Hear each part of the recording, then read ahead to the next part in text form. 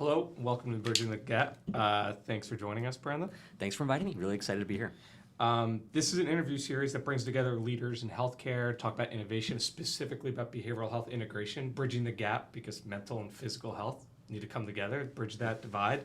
I'm so excited to have you on today. For our listeners, Dr. Brandon Kitay is the Director of Behavioral Health Integration at Emory Health down in Atlanta, and Assistant Professor of Psychiatry and Behavioral Science at Emory University. Is that right? Yeah. So just for the listeners' sake, a little bit about your background. How do you end up in Atlanta? How do you end up at Emory? Yeah, so the year was 1984, and no, we don't have to go back that far. But so I guess I'll give you a little bit about my background and maybe go a little further back just because I think it may also touch on a question you might ask later about, what are some of the factors that lead to success in doing kind of the work that I'm doing right now. Yeah. So I will talk about, as a kid, I was a prolific builder of worlds, such that my parents were convinced I was going to go into like architecture. It was just Like what, civilization? blocks, Okay. Lego, like physical worlds, right? Lincoln Logs? Lincoln Logs, like scale models, Yeah.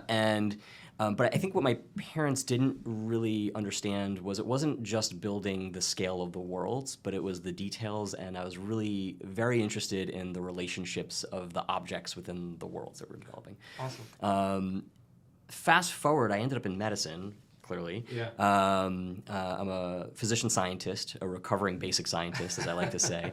My PhD is in neuroscience. I went from being a wet lab researcher, landed in psychiatry, which was also a very interesting journey, which I won't bore the listeners with. Yeah. Ended up at Yale in their research track program for residency training. And I became really interested in depression, severe mental illness, treatment refractory psychiatric conditions, and I joined the Yale Depression Research Program as a research fellow. And during my time there, I was developing, and my mentors at the time, I think, realized more than I did at the time that I was struggling with some ennui about this well-worn track of the physician scientist, which in academia usually goes from, you get an early career award, you open your own lab, you do everything possible to see as few patients as possible and drive your research, program forward, right? 100%. Even the professors, like it's teaching is secondary, right, to the research. Absolutely, especially in a medical school setting. Yeah. And I was just very, it wasn't satisfying to me for some reason. And the things that I found really got me excited were not only being involved in the efficacy trials around, doing so, taking like a new medication and applying it to a patient population in a very controlled manner. But really what I got excited about was looking at the effectiveness of something. So like, it's great that we find that this drug works really well in this patient population, but how do you get it out into the real world effectively? Right. Get it out to patients. So the second, it's working, but then how do you operationalize it? How do you operationalize it? How do you deliver this new novel therapy in a way that people can actually get well, but also get access to it? Right. And that, I think, is kind of the key to what led to what I'm doing now. Is I was really interested in access, and so I was very well versed in the language of the science, which I think was a great place for me to start. And I was developing a new vocabulary around access to care and access to really cool and novel therapies. And a great example was I was involved in a lot of the clinical trials that eventually led to this drug esketamine or Spravato getting FDA approved. And the next step was, well, wait, how do we get this to patients in the clinic? There's no CPT codes that really would drive this. Is insurance going to cover it? How do I get this powerful and effective medication to my patients? And so from that perspective, I became really involved and interested in health services and health services kind of related research efforts. Around this time that I was sort of struggling with this ennui of, I don't know if I'm going to be what, the archetype of the academic psychiatrist. You're going down a different path almost. Or... I was definitely going down a different path, and my mentor at the time kind of gave me a little shove in one direction. And so the Yale Internal Medicine Associates, when I was on junior faculty there, had developed some support from the Transforming Clinical TCPI, so Transforming Clinical, Care Initiative. Healthcare loves Clinical its Practice acronyms. Initiatives. That's what it is. Transforming Clinical Practice Initiatives to develop a depression care program, quote unquote, in the primary care setting. And my mentor was like, you really like working with patients. Right. This would be a great opportunity for you to help us find good depression patients that we could recruit for clinical In trials. internal medicine. In internal medicine. Give us access, again, Right. there's that theme again, Yeah. as researchers to these great patients who might be good. And also you're doing a good service because you're helping primary care manage patients with depression.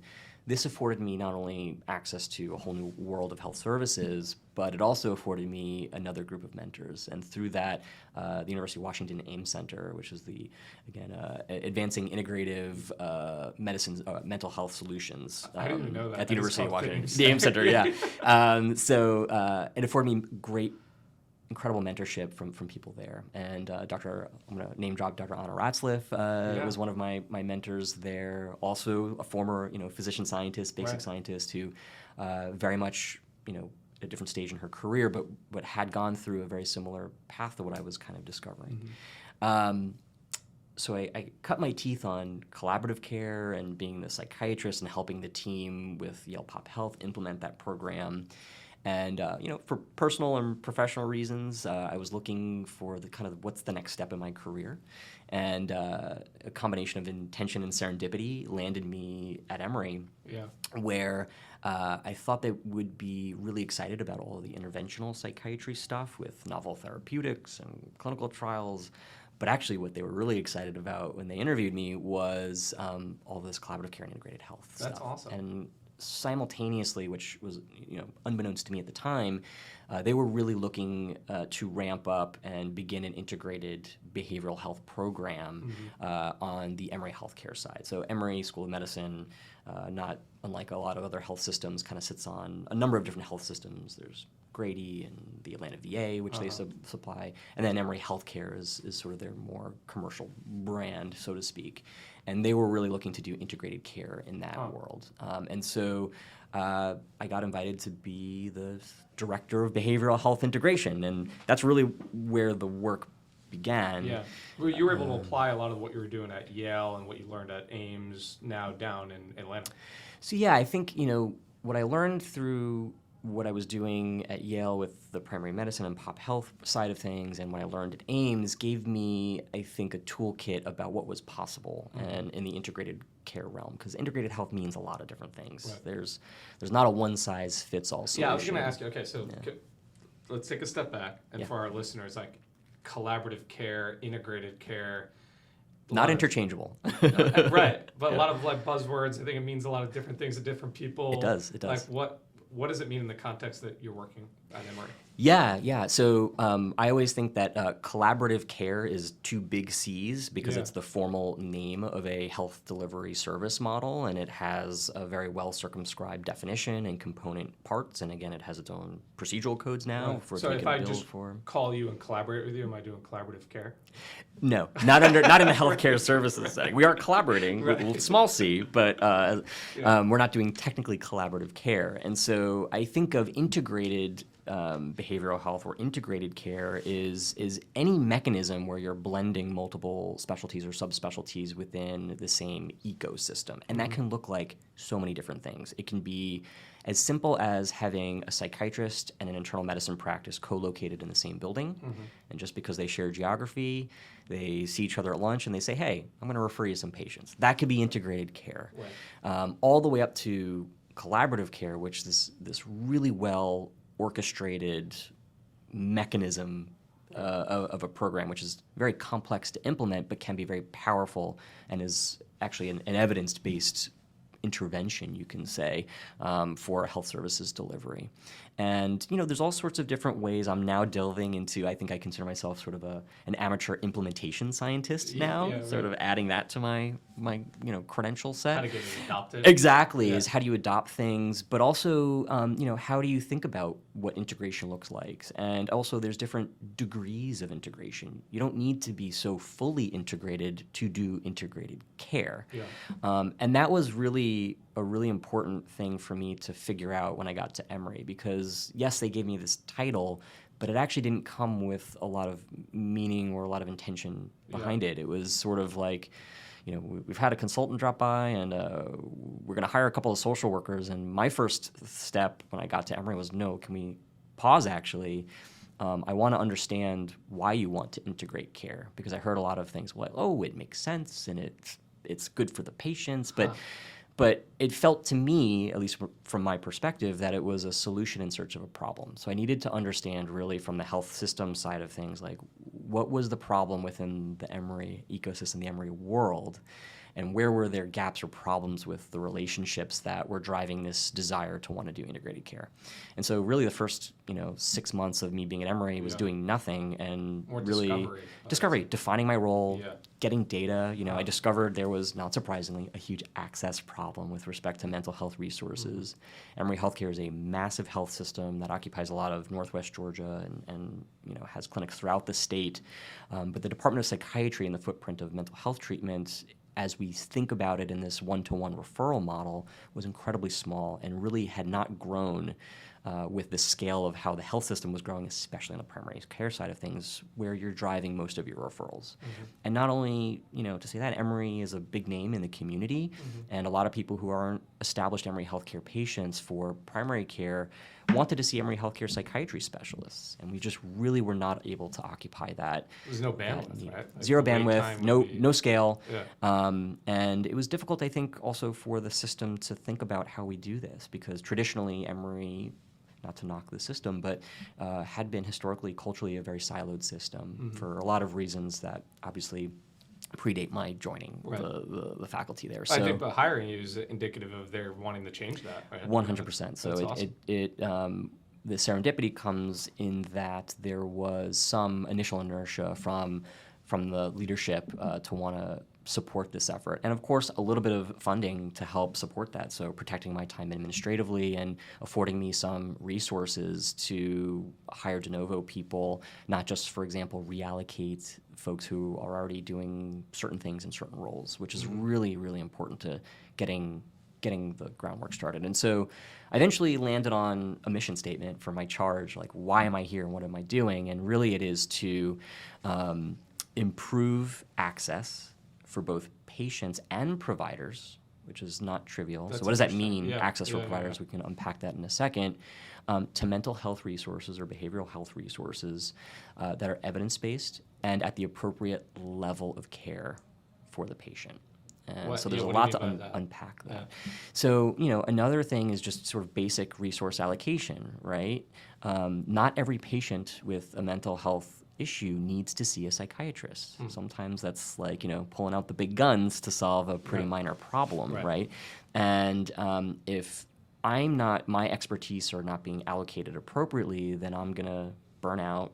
My caseload volumes are going to get filled up. And I'm also, for a lot of reasons, not incentivized to take on those more challenging cases independently if I'm left to my own devices as a practitioner. I've heard it called operating at the top of your license. Absolutely.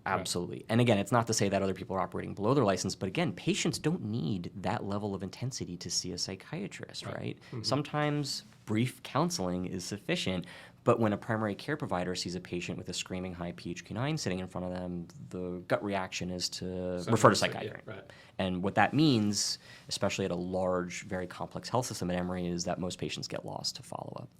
And so how can we... You mean they leave the office and they actually don't go get the care? And we know this nationally. There's national data that the majority of patients who get referred out do not end up getting connected to care once a referral is placed within a year. And we know all sorts of bad things can happen, especially for patients with undiagnosed or untreated mental illness over the course of or trajectory of a year. And it also provides opportunities to optimize care. So when we talk about access, I'm talking not only one-to-one solutions for patients, so I'm talking about things like NeuroFlow, psychoeducation, self-directed therapy that patients might be able to engage in that is asynchronous from your traditional office visits. Again, that's what technology is really, really helpful for. And providing access to primary care providers to expertise. Interesting. So PCPs already asked to do way too much in the short time they're seeing that. Not only are they asked to, but I had data to show that PCPs were already doing. And that was actually a really critical component to this because I did a data analysis looking at over 350,000 primary care encounters from 8 of our larger practices and was able to show that just by billing alone, 5% of all of their primary care encounters were to address a primary mental health concern. And if I stratified all of those encounters and looked at like the top 10 diagnoses that they were managing, Right. depression and anxiety were always in the top 10. Huh. So they are already doing a lot of mental health treatment, Right. but arguably they didn't feel confident in what they were doing. They may not have felt like they were doing it well. And Inefficiently, for sure. certainly. And patients may not have been getting better, right? Because, again, things aren't optimized, right? There was insufficient follow-up or follow-up with what we would consider, for example, best practices for management of depression, or they didn't know what the next step could be. Did you look at so not talk about not getting better, but how it impacts the physical health side of things? Eventually, we did start looking at that, and we're starting to look at that more now that we have collaborative care in place. So, for example, I mean, again, natural partnerships would be, we have a practice now that has a very active diabetes clinic, and there's an intersection between our collaborative care patients and those patients in the diabetes clinic, and so we're looking at the outcomes and the data around those patients that are, in both collaborative care and the diabetes clinic versus those in the diabetes clinic not in collaborative care. Not surprisingly, those patients tend to be doing a little bit better because you're addressing both a mental health concern and also health behaviors, right? Which sometimes really doesn't fall under how we diagnostically think about psychiatric disorders. But So I guess the hope is if you can treat someone more effectively with the right behavioral health resources, not only are you're optimizing the system and the resources that you have, you're improving the patient's outcomes, not only on the BH side, but the diabetes will get better as well. Yeah, and this goes into what we've been talking a lot here about the summit today, is sort of what are the off-target effects, let's call it, of managing, a mental health condition in the primary care context, is that, generally speaking, not only does health resource utilization go down, which again opens up primary care providers to see more patients potentially, but also medical outcomes tend to get better. Diabetes, hypertension gets better, adherence to medications gets better, smoking cessation improves, right? One of the biggest impacts you can have on a patient's lifestyle is to get them to stop smoking, getting them engaged into substance use treatment, especially if alcohol or opioid use disorder is involved. We had the opportunity to be involved in the CHAMP trial, which was looking at adapting the collaborative care model specifically for patients with opioid use disorder, also employing blanket screening for OUD as part of that model in the primary care clinic, which had really never been supported How's before. that screened right now, like PHQ-9 type equivalent? So for the clinical trial, what we did, and this changed over time, but the initial intention was everybody got a PHQ-9 and a GAD-7 to screen for anxiety and depression who comes into the primary care practices, but we also screened for opioid use disorder with a specific screener, which is the NIDA, the National Institute of... a NIDA screener that was adapted specifically to look at either prescription opioid misuse or street opioid use. So what is the logistics of your collaborative care program at Emory? Like if I'm a patient, I come to a primary care provider, how does it work? Yeah, so right now we are in 4 large primary care practices, and out of how, if you were fully in, how many would that be? Oh my gosh, well, Emory Healthcare, again, it's very complicated to even wrap my brain around how we even describe this because Emory Healthcare has a lot of different relationships with different primary care practices. All in, there is, I think, somewhere between 130 and 150 primary care practices distributed throughout Northwest Georgia. So still early days. So 4. Oh yeah, still early days. But also we can talk about it's not practical, efficient, or potentially possible for me to, for example, if we're adhering to the collaborative care model, embed a care manager in every practice. Because some of these practices are as small as 2,000 unique primary care patients and 1 or 2 providers or with APPs. Some of them are as large as 10, 15,000 unique primary care patients. Got it. I have a follow-up question to that. But how does so let's go back. So we're in 4 large primary care practices. We cover about 37,000 primary care patients. These clinics were selected for a number of different reasons, but they really do reflect different flavors of primary care practices within our network. Right. To give you an example, one is an internal medicine practice that's a part of the residency program, so it's a very academic practice. We have a family medicine practice, also part of the residency program. We have a very large practice that's a non-faculty practice, hospital-based practice, and we have a smaller community-based practice, smaller in terms of the footprint of providers, that doesn't have it's not part of the residency training program. So the goal and the intention here was to show that we can adapt collaborative care and implement it at any kind of practice within the Emory Healthcare system and show that it can work. And also learn from that. What are some of the characteristics that make a good collaborative care clinic within our network and that kind of thing. So what it looks like from the patient perspective is we're already doing blanket depression screening. Not surprisingly, most institutions are doing this. Right. Is that paper and pen? It's part of the rooming workflow. So not necessarily paper and pen, but it can either be distributed through the electronic medical record system, we're on Epic now, MyChart, or the medical assistants when they're rooming the patients as part of their rooming workflow.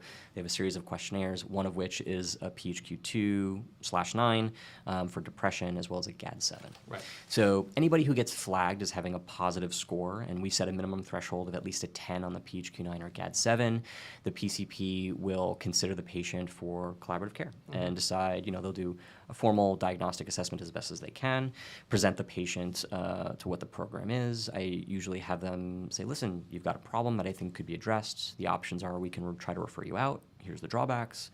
Or we have a program here internally where I can physically walk you down the hall. I'm doing air quotes, destigmatize the process of meeting a therapist, which can be really scary. And get the patient to be formally, quote unquote, enrolled in the program. And the patient then is either scheduled or can immediately see the care manager if they're available. We call them behavioral health care managers, which is sort of So not really therapists? They are therapists, so these are licensed mental health professionals, and they can be anything from an LCSW, a social worker, to an LPC, a licensed professional counselor, or a clinical psychologist. We have combinations of all of them. And that person sits in the kind of the driver's seat of doing multiple things. One, they're helping to support the care. They are the repository for clinical data because collaborative care requires that you maintain a population-based registry. So there's a big data analytics in it. I don't like measurement-based care because this is psychiatry. We don't base anything on measurement. Right. We're measurement-informed, is what I prefer to say. Yeah. But they maintain data, and they are also the hub of communication between the patient, the primary care provider, and the psychiatric consultant. The registry, is that integrated into workflows? The registry is integrated into the workflows. We started with a cloud-based registry that was provided by the AIM Center. They have their care management tracking system, or CMTS, and now we're migrating to developing a fully integrated EMR-based registry built within the Epic ecosystem. Advantages and disadvantages. Obviously, the advantages are the data gets pulled into the registry and it decreases the administrative burden, so care managers aren't doing double data entry into an external system. But there are some drawbacks, and it also allows us to do things like track referrals really efficiently. We've developed workflows for that, track minutes, which we haven't talked a little bit about the sustainability component of this, but these billing codes are not easy to implement because they require a lot of accounting, tracking how many minutes the team as a whole spends on care for the patient at the end over the course of a month, similar to sort of chronic care management codes and how they operate. So there's a lot of moving parts to this machinery. We want patients to be enrolled in a phase or an episode of care for between 6 months to a year. If we can't get you better in a year, we generally speaking will refer you out, or we pick a reasonable goal. Sometimes like remission from your psychiatric illness is not the goal. Sometimes response or getting 50% of those symptoms better is sufficient, or some sort of functional outcome.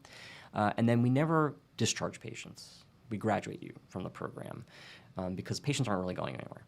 I mean, they're still within the primary care clinic, right? They're not losing their provider, but we're opening up access for the population, so that way other patients can get a crack at bat with the care manager to address their mental health concerns, because we can't have the care managers also having these infinite, ever-expanding longitudinal caseloads. So brief interventions as best we can, get patients well with practical goals in mind, patient-centered goals, of course, and monitor the improvement over time. And again, consider patients for referrals to higher level of care.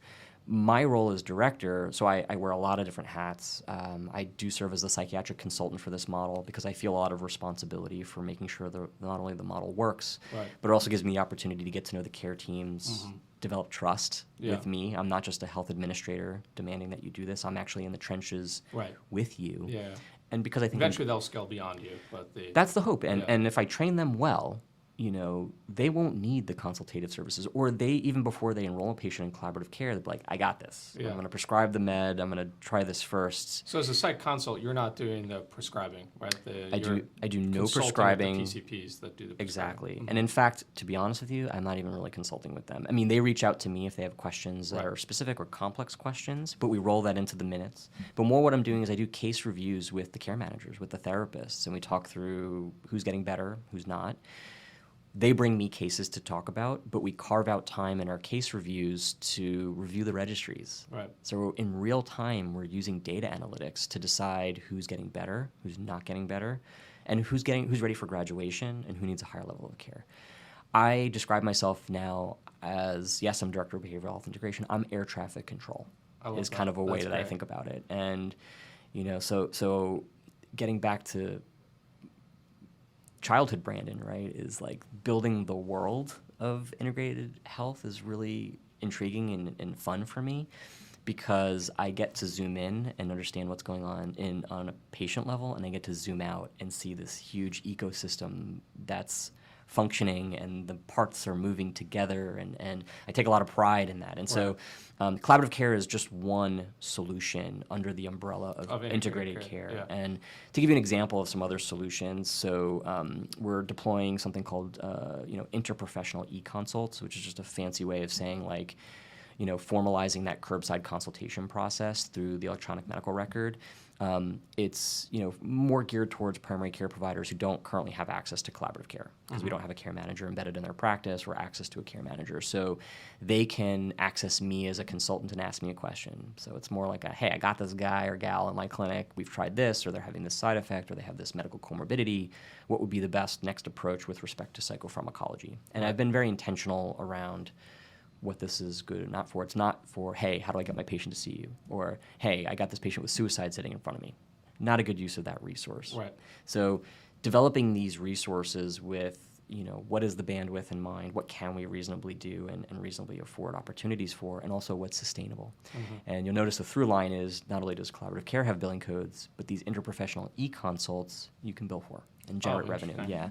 So I can bill for as a consultant. And the goal is really, at the very least, a 15-minute e-consult, meaning they send me a question, a well-curated question. I review the question and all the clinical data in the electronic medical record, and without even any consultation or just direct discussion, I develop a brief report that becomes part of the medical record and route it to the PCP to consider for action. And I give them some guidance about what I would do. And oftentimes I'm embedding educational things in there, like I'll note, I noticed that there's no PHQ-9 done recently, or no GAD-7. To help you guide care in prescribing this medicine, please, administer a PHQ-9. Right. So, embedded within the e-consult model is inherently education about how to get the PCPs tuned up. For the BH care managers, you were talking about embedding them in the primary care clinics. Mm-hmm. Have you thought about doing a hybrid virtual model for the smaller clinics? You don't have to have them on site. 100%. Dedicated to them. So what I'm calling this now, which I don't know if it's a really great or accurate way to describe it, is I think collaborative care is always very centralized on the practice setting and the geographic location. There's such immense power in having a person on site who's a mental health specialist, and again, being able to physically walk your patient down the hall to meet this person really takes down a lot of stigma-based barriers. But I think in this evolving culture of enhanced understanding of technology, I think some of those stigma barriers around mental health and mental well-being are being broken down, and people are now demanding access to telehealth and more practical solutions. And so within our individual practices, while each care manager currently is assigned to a clinic, they're not on site every day. So to improve their work-life balance, give them the opportunity to work from home and have their own pure telehealth days. Mm-hmm. But I do want them on site because there's also a lot of value in things like driving referrals and having FaceTime with your relationship PCPs. Aspect of things. It's not only important, but it is critical to the success of collaborative care. So yes, there's that hybrid within the individual respective clinics. And what I'm also trying to now levy support for is this decentralized model or virtual collaborative care, which is, can we lump together several small practices and have one care manager operate a collaborative care program almost virtually?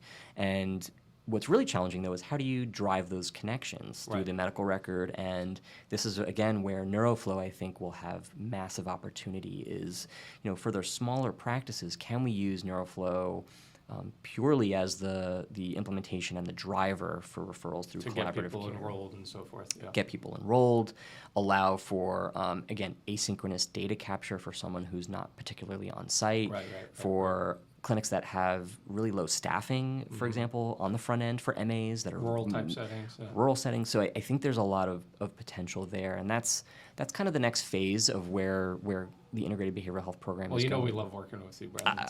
That's awesome. Again, what's also been kind of exciting about my career is, I was aware of NeuroFlow very early on. I think in NeuroFlow's existence too. Yeah. And so when you were back at Yale. Yeah, I was still at Yale, and I was trying to how can I work with these guys? And so your success has actually kind of grown in parallel with my career trajectory. Yeah. And so I was always trying to figure out ways to work with you guys, and I'm so glad that we got to a point where I was able to get the resources financially and the critical interest and the critical mass to do it, and we're here, which is cool. And it's hard sometimes because you get across the finish line of getting it, and now it's like, oh no, that's where the real work begins. But that's also an exciting opportunity. For sure. And so being able to partner with you guys has been really exciting and really fun. I did have one last question I wanted before we run out of time, especially for the benefit of our listeners, if they're vendors or if they're also colleagues at other health systems. Really, the way that you described it so cool to me is that you're really in a lot of ways an intrapreneur. You're building something within an organization, but that means you have to create a business plan. You have to, and part of that, of any business knows. I'm nodding as he's saying all these things. Go ahead. Yeah, exactly. You have to be sustainable, right? Yeah. And so I guess, what advice would you have just for somebody at a health system that's trying to get a program up and started? What roadblocks did you have to overcome, avoid? How are you able to build that? Obviously you're just starting with 4 clinics now, and then what's the next steps after that? Yeah, so I think the most important thing was, and this is sort of cliche, but I had to build the coalition, and I had to understand what the perspectives and the pain points were from all of the potential stakeholders, right? CFO, CFO, the department chairs, those are the obvious people. The real people, though, that I needed to get investment from was the administrators who are boots on the ground working in the clinics. Mm-hmm. Why would they want to get invested in this? Right. Nurses, nurse managers, you're not just making them do assistants. extra work, sort of thing. Okay. And also, what was so critically important was resource utilization, or what we call patient financial services, health utilization. Essentially, the insurance folks, the people who are on the back end processing claims, billing, and all of that stuff. And to be quite honest with you, I was actually most interested in that side because that's where I had the least experience. And so I wanted to learn from them, and I wanted to understand, obviously, if I'm developing things that are going to have sustainability, how does the economics of this health system work?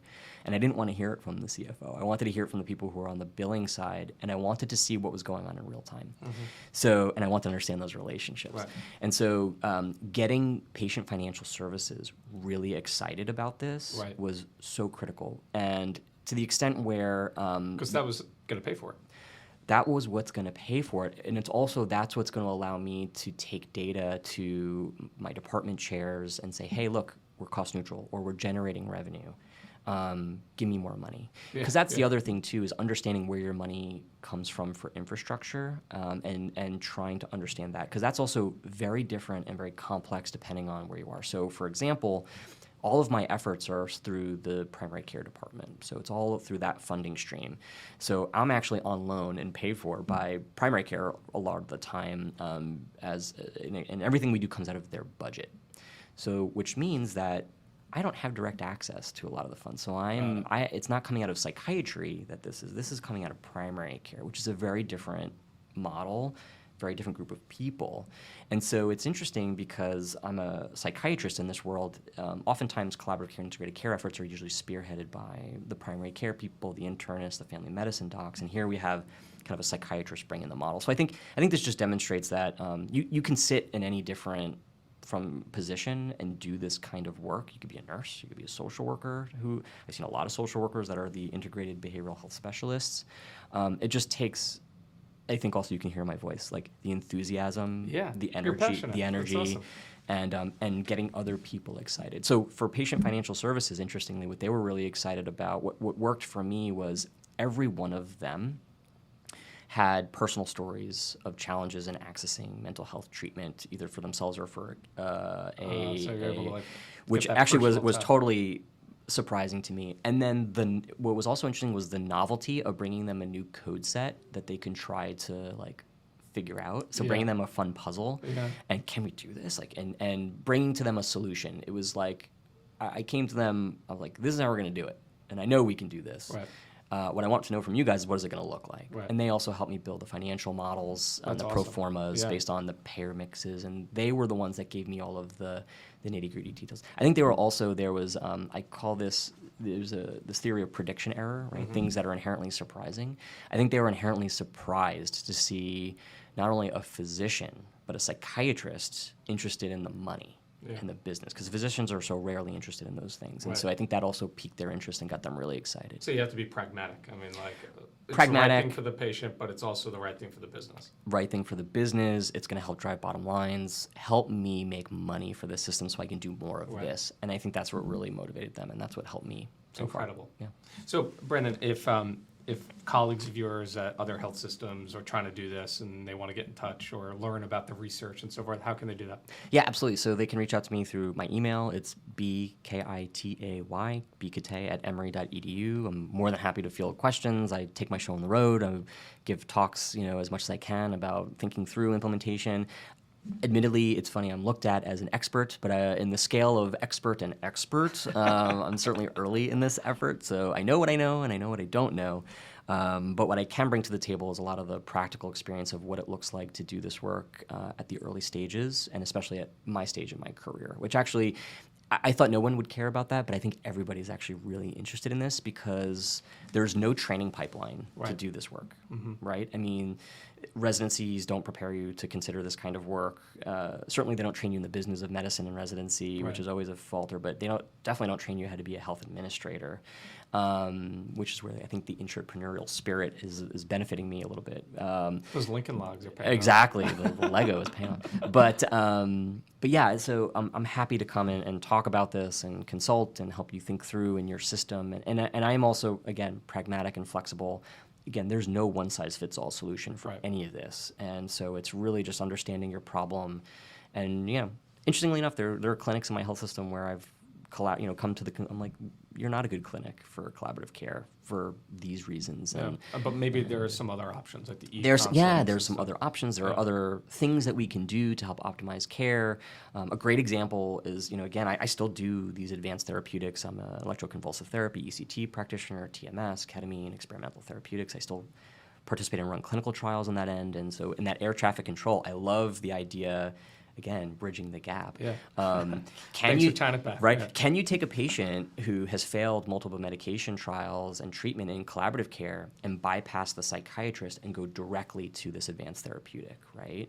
Can you cut out that middleman step, so to speak? And so I'm experimenting with that in my health system, and that for some of the clinics is really exciting because there are some really sophisticated PCPs that are getting deep down there in the treatment algorithms, and referring a patient to a psychiatrist is not really going to add much value.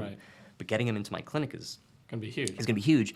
But the problem is well, then what do I do after I get them stable in that clinic? And so developing the relationship of, I'll take them and do this experimental therapeutic, but I'm going to ask you to do some really funky things, like prescribe an MAOI, which is these old school meds that have a lot of baggage that comes with prescribing them, and getting primary care providers on board to do some of these more advanced things. Again, with the support of integrated behavioral health. And that's where integrated care, I think, really has value, because there are all of these sticky synergies and partnerships that end up developing that need not be these very well circumscribed initiatives and programs. Right. Well, it goes back to the right level of care, right type of care for the right person. And right level of care, right? And just to put a little bow on this too, it's not always about stepping patients up. It's also about stepping patients down when they're better. Right. So, the other thing that I really, and this has not come to fruition yet, I mean, this is the dream big kind of a thing, is, I want to be able to one day develop a pipeline where,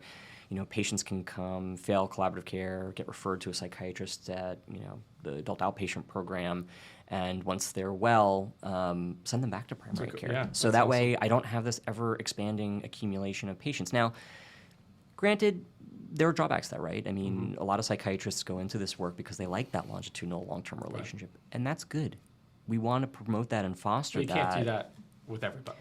Go work in that. I mean, plenty of opportunities for that. What there's not opportunities for is to do this at scale and to think about this from the population-based perspective. And that's where I think we also need better training pipelines to train physicians to think at the population level, not as a part of like advanced training, but really thinking about that early on in the training careers of physicians and other paraprofessionals who work in this, do this kind of work. So. Phenomenal. Well, you're certainly doing a lot of work to bridge the gap.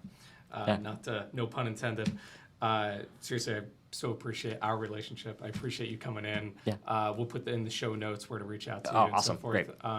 Again, my name is Chris Molaro, the CEO, co-founder of NeuroFlow, joined today with Dr. Kitay. You can learn more about NeuroFlow at neuroflow.com. Follow me on, I guess, X now at Chris_Molaro. And again, thank you for listening. We'll see you next time. Yeah, see you.